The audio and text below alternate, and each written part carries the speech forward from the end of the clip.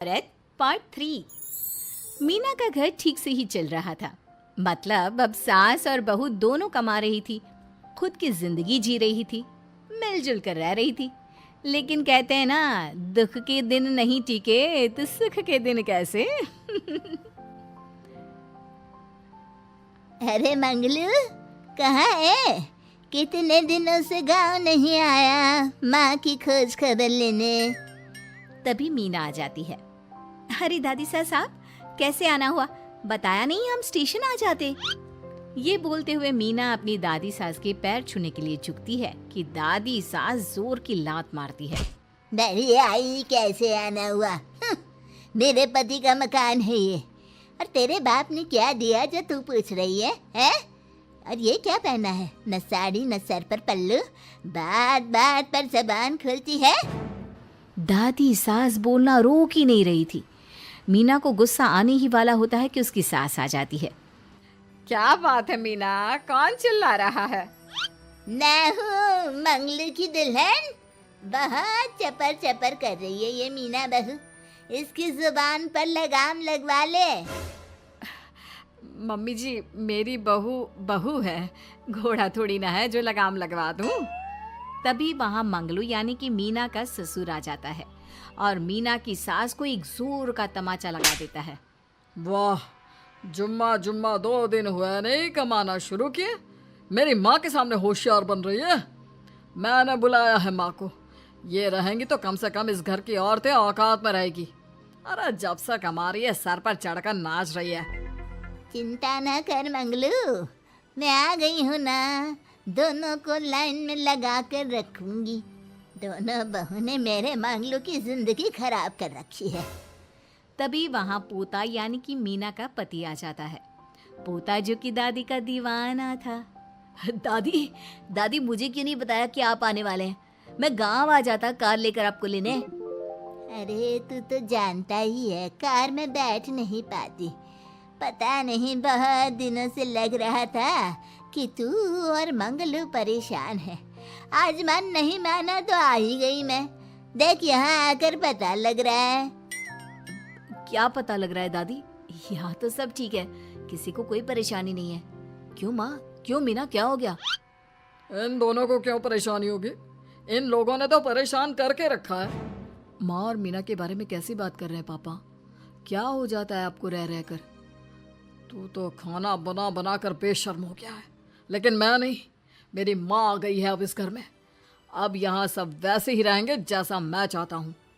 देख मंगलू, तेरी बहू काम करती है तो मुझे कोई लेना देना नहीं है, लेकिन मेरी बहू कोई दर्जी का काम नहीं करेगी। साफ साफ बोल रही हैं।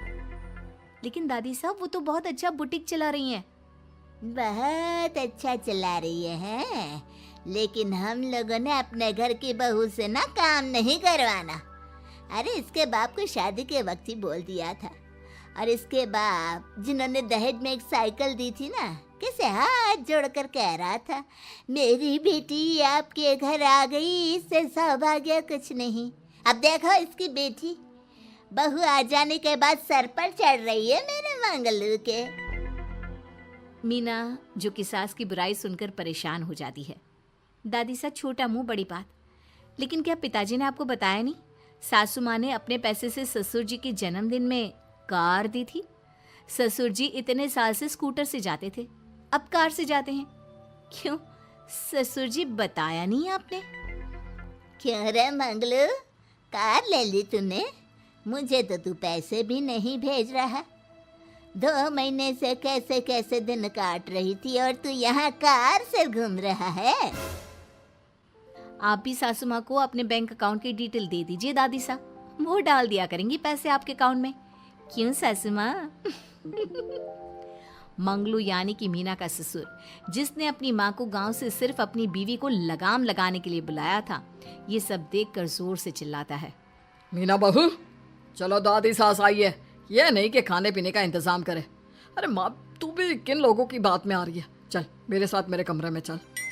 ससुर अपनी माँ को लेकर कमरे में चला जाता है और दोनों बैठकर वैसे ही पंचायत शुरू कर देते हैं जैसे कोई बहू अपनी माँ से सास की बुराई कर रही हो। देख मंगलू, गलती तो तेरी ही है जो तूने घर की जनानियों को काम के लिए बाहर निकाला।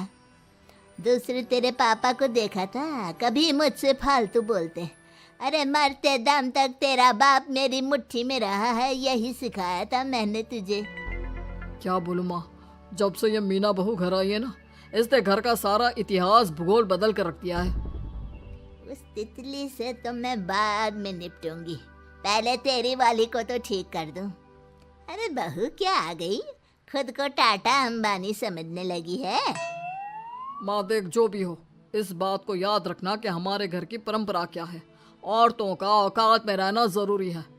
अरे बहू के साथ मिलकर माँ ये बहुत उड़ती रहती है। बेटा देख, गलती तो तेरी भी है, क्यों तूने इसे काम करने की छूट दी। मारना भी कम कर दिया है तूने इसे, वरना पहले आती थी तो बहू का कोई ना कोई हिस्सा सूजा हुआ या काला ही दिखता था। देखकर तसल्ली मिलती थी कि तूने कंट्रोल कर रखा है। इस बार तो काला और सूजा छोड़, अच्छी खासी चमकती दिख रही है ये। अब क्या बताऊं माँ, गलती तो हो गई है। हाँ, वो कार देखकर पिघल गया होगा ना तू।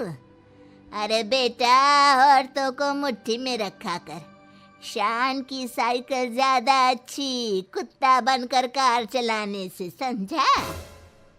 मीना का ससुर अपनी माँ की बात को सुन रहा था। बस माँ, जो गलती हो गई मिट्टी डाल उस पर। अब बस तू ना घर पहले जैसा करके जाना।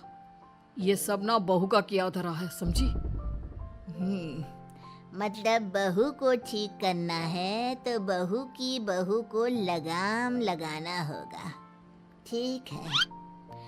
दोनों माँ बेटा बातें करके सो जाते हैं। सोने के बाद अगली सुबह मंगलू की बीवी यानी कि मीना की सास, माँ जी उठिए, ये लीजिए गर्म पानी और ये दादुन। चल, ये तो याद रहा तुझे, वरना मैंने तो सोचा था कि बहू के चक्कर में पागल ही हो गई होगी बिल्कुल। अरे बहू के चक्कर में पागल होने का क्या मतलब होता है माँ जी। उसने मुझे मेरे पैरों पर खड़ा होना सिखाया है। मैं तो कहती हूँ उसके जैसी मेरी बेटी होती ना तो शायद मैं बहुत पहले जीवन का मतलब समझ चुकी होती। तो दादी सास को समझ में आ जाता है कि सारा मामला मीना पर जाकर ही ठीक होगा। वो सोच लेती है कि अपनी बहू को छोड़कर पहले मीना को सही करना है। फिर अगले रोज, अरे मेरे पोते के पास तो मेरे पास बैठने का वक्त भी नहीं है, हैं? अरे कैसी बात करती है दादी, तेरे लिए तो मैं नौकरी भी छोड़ दूं। नौकरी नहीं, तू ना बीवी छोड़ दे, खुश हो जाऊंगी मैं। नीरज हैरान हो जाता है कि उसने तो मजाक किया था। दादी ये क्या बोल रही है? कैसी बात कर रही हो दादी, मीना ने तो सारा घर संभाला हुआ है। पहले तो घर गिरा जा रहा था ना। तेरी मीना के आने के पहले ना घर में चूल्हा जल रहा था, ना कोई रोटी खा रहा था। क्यों? नीरज को दादी बीवी के खिलाफ खूब कान भरती है। तू सही कह रही है दादी, औरत पैर की जूती और हाथ की मुट्ठी में ही ठीक लगती है। मीना ने ना सिर्फ घर का माहौल बिगाड़ा, माँ को भी पिताजी की इज्जत करनी छुड़वा दी। अब ठीक बोल रहे हो, घर को बिगाड़ने की मेन जिम्मेदार तो मीना ही है दादी। अभी उसे ठीक किए देता हूँ। तभी वहाँ पिता भी आ जाता है। देख बेटा, तो रोटी कम खाना मंजूर, लेकिन इन औरतों के आगे झुकना मंजूर नहीं। तेरी दादी ने घर की परंपरा बनाकर रखी, मजाल कि मेरा बाप मेरी माँ के सामने कुछ कह लेता। पर पापा, एक बात पूछनी थी। रहने बेटा, तू ना कंफ्यूज है जीवन में, तू ना कंट्रोल कर पाएगा अपनी जनानी को। मंगलू, मेरी तो टिकट ही करा दे गाँव की। तुम लोगों के घर तो मर्दों की कोई इज्जत ही ना है, और ये मेरे घर की परंपरा ना है। मैं चली। अरे ना ना दादी, मैं तो बस देख अब मैं कैसे कंट्रोल करता हूँ इसे कल। फिर अगले रोज मीना ऑफिस के लिए तैयार हो रही थी कि देख मीना, आज मेरे दफ्तर से कुछ लोग खाने के लिए आ रहे हैं, तो शाम के खाने में। लेकिन आज तो मेरी मीटिंग है, फिर घर आने में मुझे देर हो जाएगी। तो मैं क्या करूं? बोला ना शाम को खाना बनाना है तो बनाना है, समझी। मीना को पति की बात अजीब लगती है, पर वो दादी सास के सामने कोई भी ड्रामा क्रिएट करना नहीं चाहती थी। ठीक है, मैं शाम को जल्दी आ जाऊंगी। अच्छा क्या खाना है प्लीज जल्दी से बता दीजिए। पर बेटा तू तो। बहू सास को चुप रहने का इशारा करती है, लेकिन पोते को तो लड़ना था। वो मीना पर जोर से चिल्लाता है, मीना देख, ज्यादा हीरोइन मत बन। आज ऑफिस जा रही है तो जा, लेकिन सुन, तुरंत रिजाइन देकर घर आ जाना। ना मुझे तेरी कमाई चाहिए, ना ही तेरी नसीहत। आज से घर में वही होगा जो मैं चाहूंगा, समझी? अरे कैसे लैंग्वेज बोल रहे हो? ये तुम्हारी बोली नहीं है। कौन सिखा रहा है तुम्हें? तभी दादी सास आ जाती है। क्या बोलना चाह रही है बहू? मैं मुन्ने के कान भर रही हूँ, हैं? हाँ, मुझे तो यही लग रहा है, वरना हम लोगों का घर अच्छे से चल रहा था। सभी मिलजुल कर एक दूसरे को इज्जत देकर रह रहे थे। लेकिन अब तभी मीना को उसका पति जोर से डांटता है। सास बेटी बहू की लड़ाई को बर्दाश्त नहीं कर पाती। देख नीरज, बहू को डांटना या फिर बहू के साथ गलत व्यवहार, ये सब मुझसे बर्दाश्त नहीं होगा। वाह रे वाह, सारी जिंदगी जो पति की डांट और मार खाती रही, अब बहू को थोड़ी सी डांट क्या पड़ी, गुस्सा आ गया। हाँ माँ, क्या हो गया? मैंने तो मीना को कहा कि देख नीरज, मेरी बहू को कुछ नहीं कहेगा तू। ये माँ ही होती है जो अपने बेटे को औरतों की इज्जत करना सिखाती है, लेकिन कोई औरत अपने बेटे से बहू को मारना या डांटना सिखाए तो ये शर्म की बात है। मैं नहीं चाहती कि तू औरतों की इज्जत ना करे, जबकि मैं खुद एक औरत हूँ। दादी सास बहू की बात सुनकर शर्म से सर नीचे कर लेती है। सच कहा सासू माँ, एक रानी ही अपने बेटे को राजकुमार की तरह पालती है, जो दूसरी औरतों का सम्मान करे। काश दादी सास भी पिताजी को अच्छे संस्कार दे पाती। मीना की बात सुनकर दादी सास उन लोगों से माफी मांगती है। मैं समझ गई बहू, औरतों की बेइज्जती करने को घर की परंपरा समझती थी, झूठी शान समझती थी। वो सब गलत है। औरतों की इज्जत से घर में माँ लक्ष्मी और सरस्वती का वास होता है। मुझे माफ कर दो। दादी सिर्फ 30 साल की थी नीलम, जब एक कार हादसे में उसके पति की मौत हो गई। उसकी गोद में था उसका 4 साल का बेटा और ढेर सारी जिम्मेदारियां। नीलम को सजने संवरने और अच्छे कपड़े पहनने का बहुत शौक था, लेकिन पति की मौत क्या हुई, नीलम की तो जैसे दुनिया ही बदल गई। मेरे बेटे को गुजरे हुए अभी 1 साल भी नहीं हुआ और तूने गुलाबी रंग का कुर्ता पहना हुआ है। तुझे अपने पति के जाने का जरा भी गम नहीं है क्या? ऐसी बात नहीं है मम्मी जी, लेकिन पूरी जिंदगी सिर्फ रोकर तो नहीं गुजारी जा सकती ना। तो क्या करेगी? पार्टियां मनाएगी? अरे एक तो मेरा बेटा मर गया और तुम्हें कोई फर्क ही नहीं पड़ता। मम्मी जी, मेरा भी पति गया है और इस बात से मुझे कितना फर्क पड़ता है मैं आपको बता भी नहीं सकती। लेकिन अगर मैं रोती हूँ तो मेरा 4 साल का बेटा बहुत रोता है, अपने पापा को याद करता रहता है। उसे दिखाने के लिए ही सही, मेरा ठीक से रहना बहुत ज़रूरी है। कुछ दिनों के बाद, मम्मी जी मैं नौकरी करना चाहती हूँ। लेकिन उसकी क्या जरूरत है? यहाँ घर में रह रहकर मेरा दम घुटता है। पूरा दिन मुझे अपने पति की याद आती है। कुछ देर के लिए ही सही घर से बाहर जाऊंगी तो शायद कुछ अच्छा लगे। ठीक है, जैसा तुम्हारा मन करता है वैसा करो, लेकिन ध्यान रखना, ये ज्यादा चटक मटक रंगों के कपड़े पहनकर घर से बाहर जाने की जरूरत नहीं है, वरना दुनिया हमारे बारे में बातें करेंगी। अपनी सास की बात मानकर नीलम सफेद रंग के कपड़े पहनकर ऑफिस जाना शुरू कर देती है। ऑफिस में नीलम की एक सहेली बनती है, दिव्या। नीलम, तुम हमेशा ये सफेद कपड़े पहनकर क्यों आती हो? दिखने में इतनी सुंदर हो, जॉब करती हो, तुम्हें अच्छे से रहना चाहिए। तुम्हें तो पता ही है, 1 साल पहले मेरे पति की मौत हो गई और इसीलिए मेरे ससुराल वालों ने कहा है कि मुझे सिर्फ सफेद कपड़े ही पहनने चाहिए, वरना लोग मुझे गलत समझेंगे। लोगों के हिसाब से तो अपनी जिंदगी जीना ही गलत है, लेकिन तुम कब तक ऐसे रहोगी? जो हो गया उसे भूल जाओ।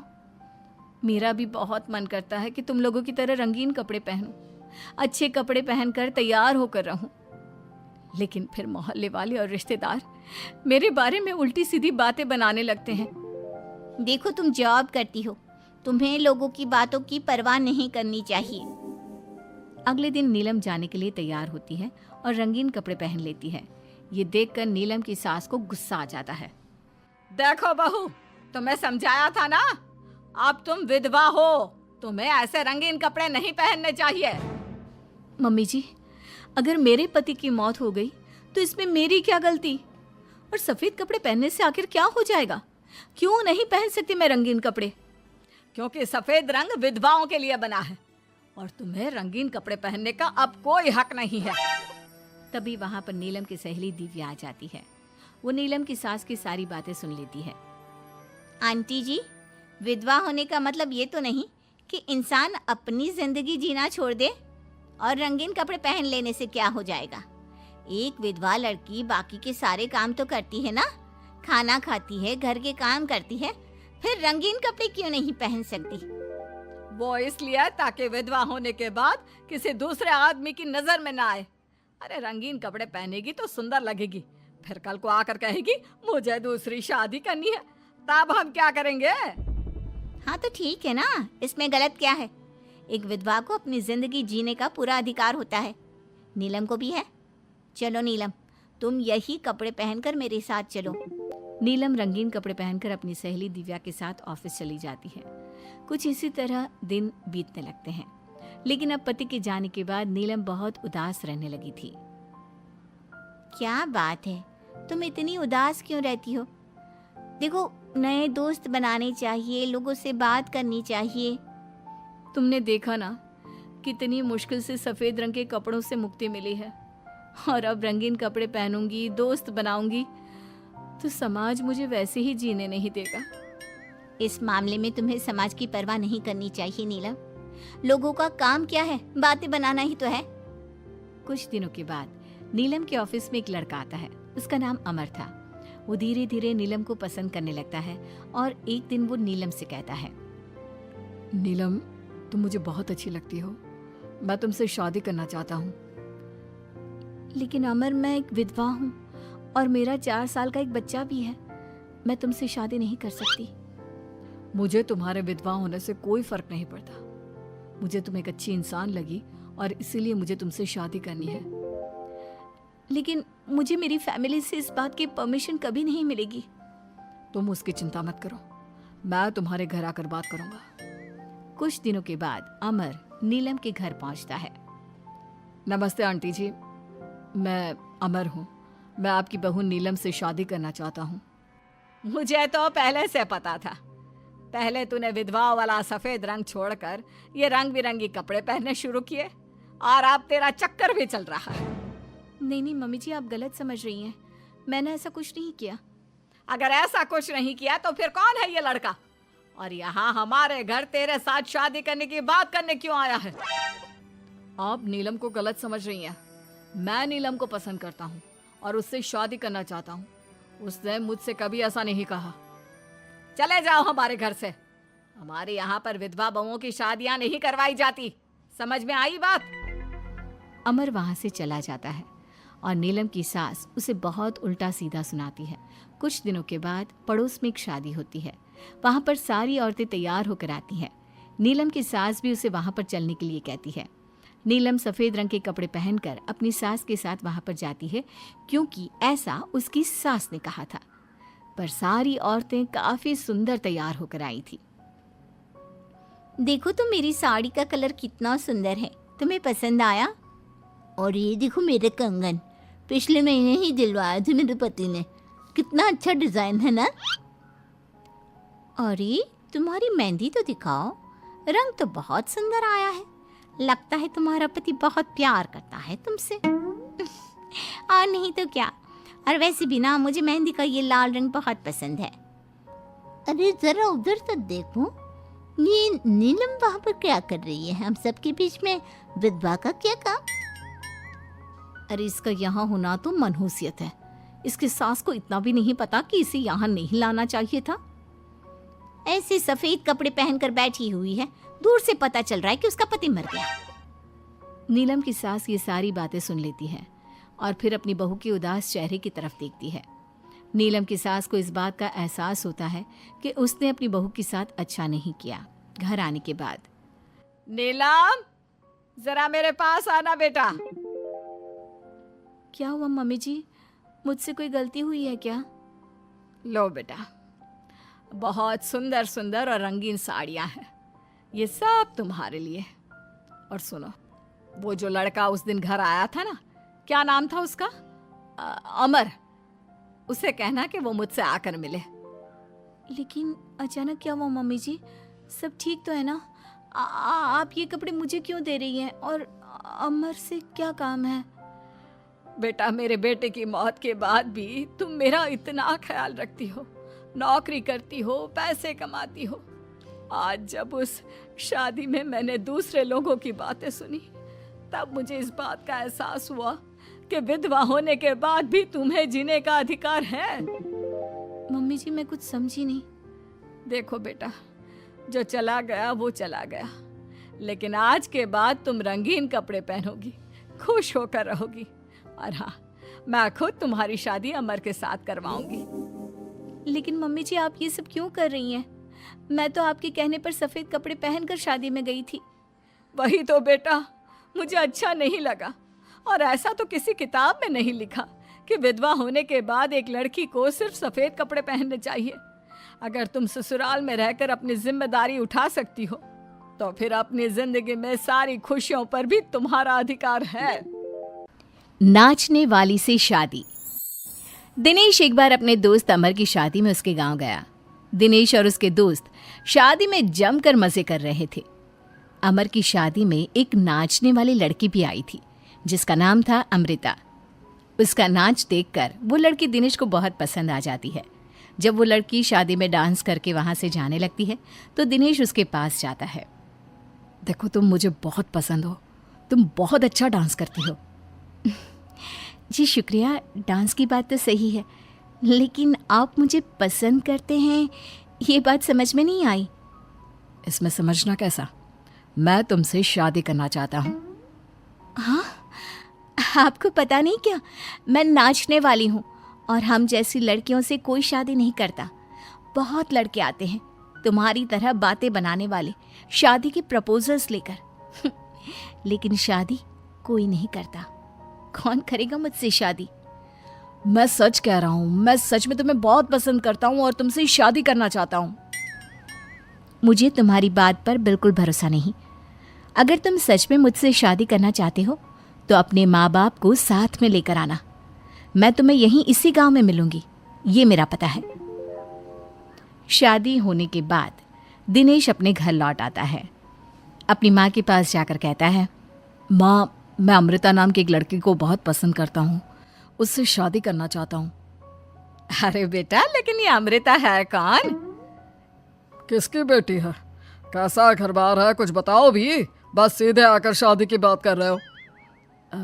वो क्या है ना, वो लड़की एक नाचने वाली लड़की है। मेरे दोस्त अमर की शादी में मैंने उसे नाचते हुए देखा था। क्या? नाचने वाली लड़की? नहीं नहीं नहीं, नाचने वाली लड़की को हम अपने घर की बहू नहीं बना सकते। लेकिन माँ, मैंने उससे वादा किया है, मैं उसी से शादी करूंगा। वादा करने से पहले अपने माँ बाप से पूछना जरूरी नहीं समझा? किसी भी नाचने वाली को ऐसे शादी का वादा करके चले आए। लेकिन पापा, एक बार आप उससे मिल तो लीजिए, क्या पता आपको भी वो पसंद आ जाए। दिनेश के माँ और पापा दिनेश और अमृता की शादी के लिए तैयार नहीं होते। एक दिन दिनेश के मम्मी पापा अपने गांव से बाहर कहीं जा रहे होते हैं।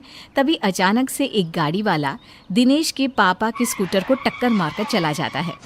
दिनेश के मम्मी और पापा दोनों सड़क पर घायल होकर गिर जाते हैं। तभी वहाँ अमृता आती है।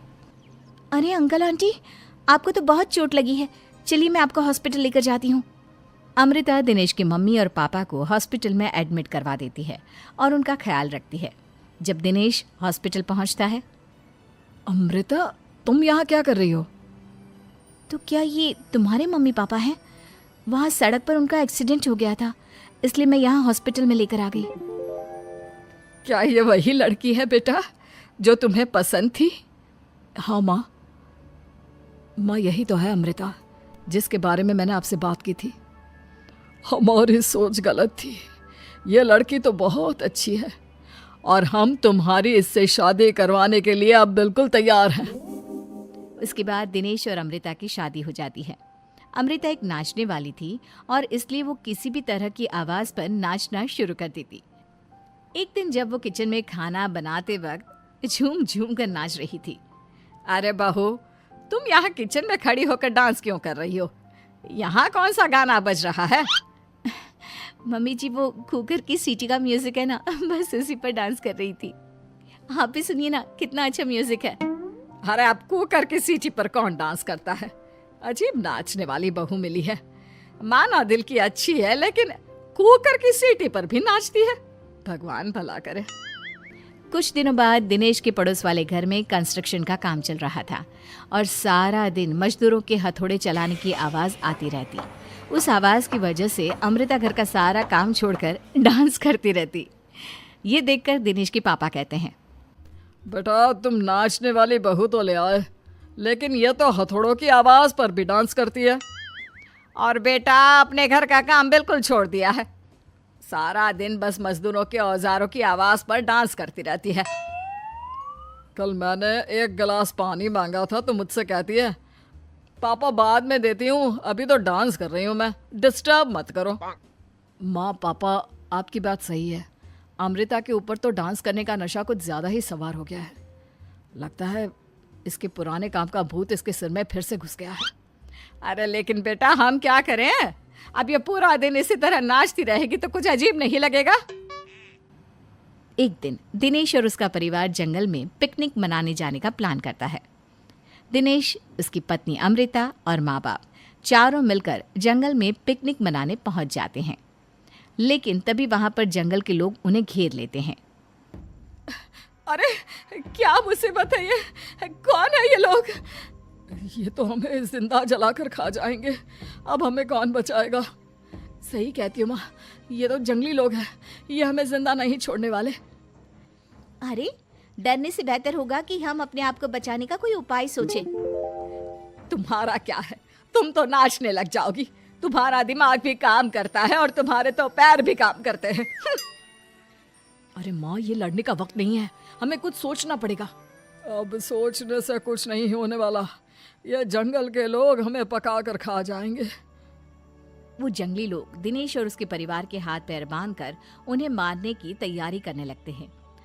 लेकिन उससे पहले वो आग जलाकर जोर शोर से नाचते हैं। उन्हें नाचता देखकर अमृता के अंदर की नर्तकी भी बाहर आ जाती है और वो पेड़ से बंधे बंधे ही जोर जोर से अपने पैरों से ठुमके लगाने लगती है। तभी एक जंगली बोल पड़ता है, लड़की तुम यहाँ पेड़ से बंधे बंधे क्यों नाच रही हो? क्योंकि मुझे तुम जंगलियों से ज्यादा अच्छा डांस करना आता है।